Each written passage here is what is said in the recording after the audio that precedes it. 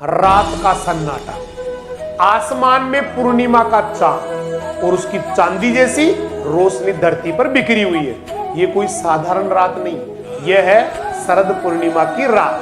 कहते हैं आज का चांद सबसे अधिक प्रकाशमान होता है, इतना उज्जवल कि मानो स्वर्ग से खुद अमृत बरस रहा हो। बचपन में आपने सुना होगा, आज चांदनी में रखी खीर अमृत समान हो जाती है, क्योंकि इस रात चांद की किरणों में अद्भुत ऊर्जा होती है।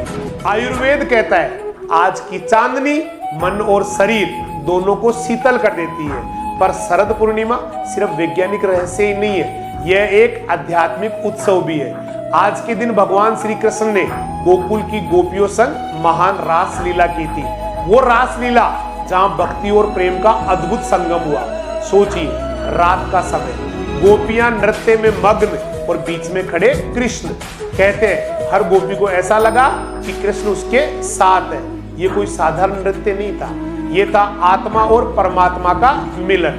पर शरद पूर्णिमा की गहराई यही खत्म नहीं होती, ये हमें सिखाती है जीवन में चाहे कितनी भी अंधकार में रात हो, लेकिन यदि दिल में प्रेम और भक्ति हो तो वो रात भी चांदनी से भर जाती है। आज की रात प्रकृति भी बदल जाती है, धान की फसल लहलहाती है, कपासी खेत चमकते हैं और हवा में ठंडक भर जाती है। किसान मानते हैं शरद पूर्णिमा है फसल के आगमन की रात। धरती, चांद और मनुष्य तीनों का अद्भुत संगम। अब जरा सोचिए, हमने इस रात को सिर्फ खीर और रस्मों तक ही सीमित कर दिया है, लेकिन असल संदेश है मन की शुद्धि, भावनाओं की निर्मलता, प्रेम का अमृत।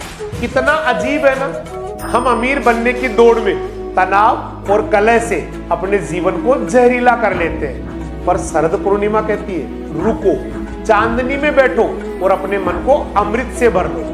आज अगर हम चाहे तो ये रात हमारे जीवन को बदल सकती है।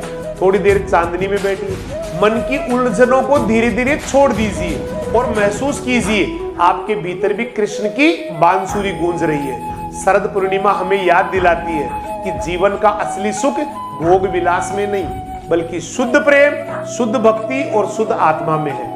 तो आज की रात जब आप चांद को देखें तो सिर्फ उसकी खूबसूरती ही न निहारे, बल्कि ये सोचे कि यह प्रकाश आपके दिल का अंधेरा मिटाने आया है। यही है शरद पूर्णिमा का संदेश, प्रेम का अमृत, भक्ति की रोशनी और जीवन का उत्थान। जय श्री कृष्णा, जय शरद पूर्णिमा।